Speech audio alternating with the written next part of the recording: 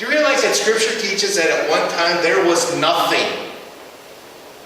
Now we can't even comprehend the concept of nothing. Because, we look and we think right here there's nothing, but you throw your arm through the atmosphere like this and you can feel that there's something there, right? That the atmosphere is there. The atmosphere actually has weight. So even though we can't see it, there is something there. We can't even comprehend the concept of nothing. But there was nothing. There was nothing except the perfect union between the three members of the Godhead. And that was it. Just the one eternal being. And he spoke and called all of this into existence. Not the run-down way that the universe is now. The universe as it is now is the same as a brand new car compared to the cars that Sharon and I drive. That's how the universe was when it was pristine, the way God intended it to be. And now it's this rusty, old, run-down piece of junk that just keeps running down and getting worse because of us, because of man introducing sin into the universe. But you're talking about a God who called this all into existence. That's how powerful he is. And to think that God cannot intercede in our petty problems, and that he's not there for us when he constantly tells us that he is. It really shows a lack of faith. The lack of faith that I had for years and years and years and years. I'm just hoping that I can keep this attitude when I go down that slope. That when, hey Sharon, maybe you losing your job wasn't such a great thing. Right? I'm hoping that I can still say, well, the Lord's there, Sharon, and he'll be there for us. But Jeff, we're moving into a cardboard box under Wagner Drive. Well, the Lord's going to take care of it. I hope I can keep that positive attitude. Peace I leave with you. My peace I give to you. Peace is a word that is thrown around like... It's a word that people throw around and they just don't have a concept of what it means. Think about it. It's like, think back into the, was it 60s, early 70s? What was the big phrase back then? Peace.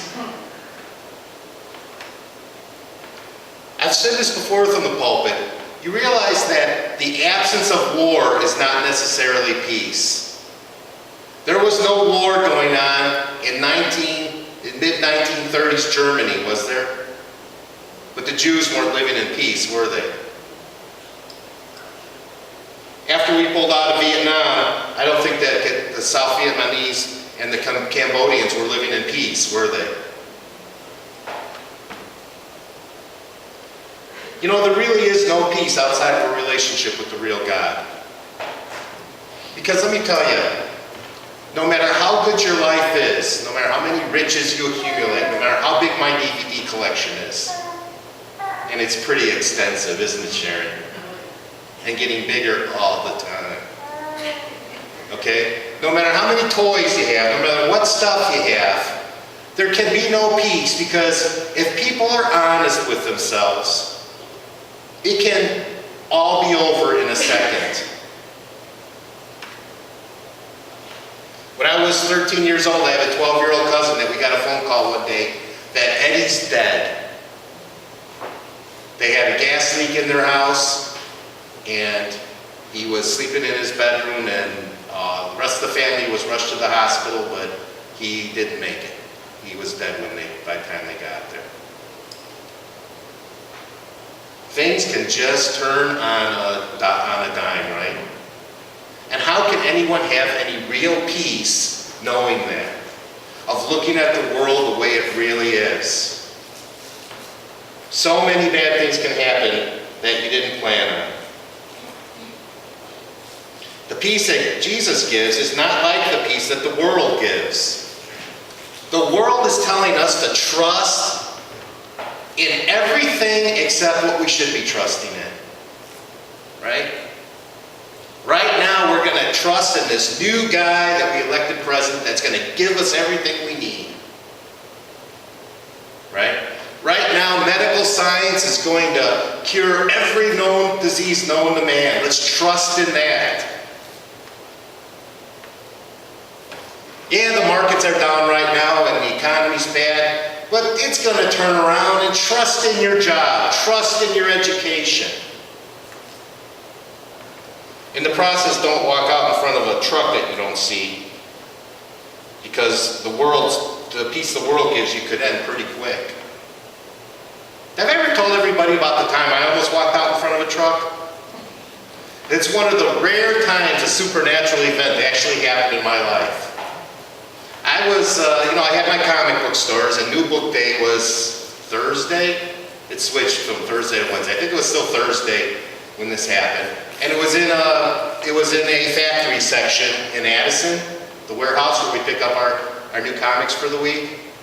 And they didn't have a parking lot for the warehouse, but across the street there was a big empty lot that we all used to park in. Or I guess maybe there used to be a factory there or something, but it was gone. Now it's just an empty field. And I was running late. And let me tell you something, when you have your own business and you're dependent on that cash flow, you don't want to be late so your people go and buy their stuff somewhere else that week. And I was late, and I was like all frazzled. That's why I've been letting this hair grow out now, because I got to have something to be able to grab onto and pull out. And I parked my car in that field, and I got out, and I started to run across the street, okay? And all of a sudden there was a hand on my chest, and it literally pushed me backwards. And as I went backwards, this semi-truck doing about 40 miles an hour came zooming right in front of me and passed me on.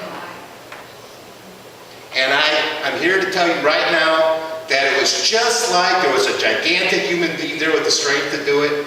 And I felt the hand on my chest like this, and he pushed me off my feet backwards, and there was no one there.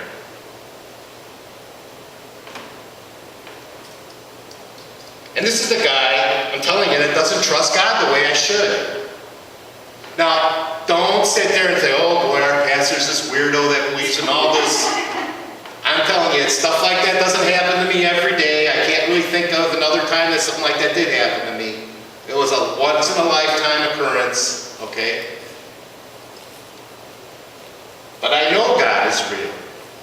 I know from the history of the Bible, from the way we got it, how Cliff was talking about Daniel last week and hopefully next week, right, Cliff? Part 2 of his sermon. God proves himself over and over and over again of who he is and what he did. When Sarah Palin was elected or appointed to be vice president nominee, right? I could not believe the way the media went after her Christian beliefs. And she was just a total fool because of her Christian beliefs. Even what I would consider right-wing commentators.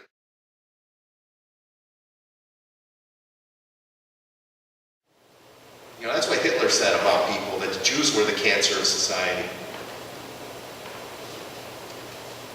Because men do not want, for some reason, there is a God there who is willing to give them everything. And men do not want to acknowledge his existence. They want to be like those lost sheep that are going to go on their own way. And they are not going to have the kind of peace that Jesus talks about here. And like I was going to say, for years, I had the head knowledge up here, but I didn't trust God the way I should. And there's been so many ways that he's proven himself to us through Scripture, like prophecy, through the empty tomb. You realize that we worship a lunatic that most people think is a lunatic, that 2,000 years ago said he was God manifested in the flesh.